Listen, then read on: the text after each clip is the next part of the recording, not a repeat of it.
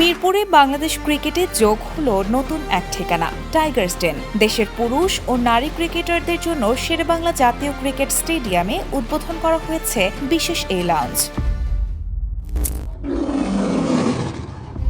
17 August আনুষ্ঠানিকভাবে Tigers ডেনের উদ্বোধন করেন বাংলাদেশ ক্রিকেট বোর্ডের সভাপতি তামিম ইকবাল। উদ্বোধনী আয়োজনে উপস্থিত ছিলেন বাংলাদেশ নারী দলের অধিনায়ক নিগার সুলতানা জ্যোতি সহ বর্তমান ও সাবেক ক্রিকেটার, বিসিবি কর্মকর্তা ও সংশ্লিষ্টরা। বাংলাদেশ ক্রিকেট বোর্ডের প্রকাশিত ভিডিওতে দেখা যায় সবাই নতুন এই লাউঞ্জ ঘুরে দেখছেন। দেয়াল জুড়ে বাংলাদেশের ক্রিকেটের স্মরণীয় মুহূর্তের ছবি, আধুনিক বসার জায়গা এবং স্টেডিয়াম দেখার সুযোগ সব মিলিয়ে বেশ আকর্ষণীয় করে সাজানো হয়েছে টাইগার্স ডেন।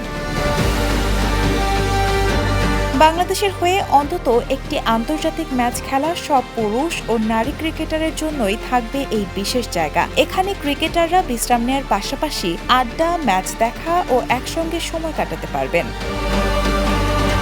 প্রায় 350 জনের ধারণ ক্ষমতা রাখা হয়েছে এই লাউঞ্জে। বিসিবির এই উদ্যোগে মাঠের বাইরেও বাংলাদেশের ক্রিকেটারদের জন্য তৈরি হলো নিজেদের একটি মিলন কেন্দ্র।